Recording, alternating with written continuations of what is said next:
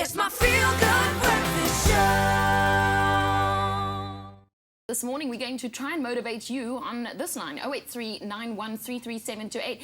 Now, despite once being an extremely taboo situation in most societies around the world, the concept of divorce has become so common in our society that a new trend has been taken hold. The hashtag divorce selfie, which basically involves formerly married couples celebrating their divorce with a selfie outside the courtroom.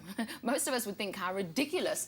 But at what time does this become a trend, and when is it good fun, and when is it a reality? Well, I must tell you, divorce comes with a whole lot of collateral damage, and that's what we're discussing about on the show. Look at the selfie. I mean, with us in studio this morning to discuss how to limit the damage, especially when it comes to our children, counselling psychologist Astrid Martalas and Natasha Kritzas is with us in our studio. Natasha and Astrid, welcome to the show. Thank you.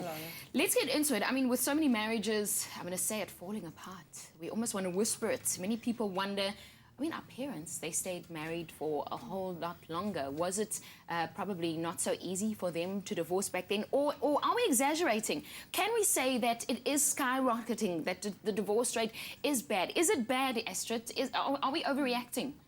I don't think we're overreacting, but I do think it's very important to actually look at figures. And over the past decade, if we average out those numbers, about 176,000 people get married per year in South Africa and 25,000 get divorced. But those figures to me are not the most important ones. For me, the most important figures are the minor children that are affected by divorce. And that figure is 20,000 children per annum, and it's cumulative. And by the time these children become 18, they may fall off the statistical grid, but they certainly haven't fallen off the psychological grid. Sure. 083-9133-728, that's our number this morning. If you want to give us a call, we're talking about divorce this morning. Now, Natasha, every relationship takes work. You know, it's not easy. Whether it's your best friend that you married, or it's a partner, or you just see him or her as a husband or wife. At what time does a couple's counselling and any other therapy stop working? When do you decide, I'm going to run away, I'm calling it quits? Okay, Lana, I just want to start by saying that there are many misconceptions out there about what the purpose of couples counselling is. It's not to save or fix a relationship. In fact, it's to most often to disarm the conflict and to enable couples to collaborate, even if it means to collaborate to end their relationships. Now, there are many instances in which couples terminate counselling.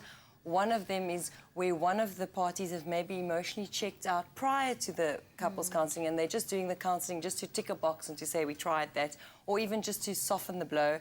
Another instance where you often find that therapy is terminated is where couples have struggled to have insight into their own behaviour and how this impacts on the relationship. So what you're trying to say is that sometimes the problem is not even with the relationship of the two people, but it's with the individual. That's right. Sure, yes. How hectic. Okay. Yeah.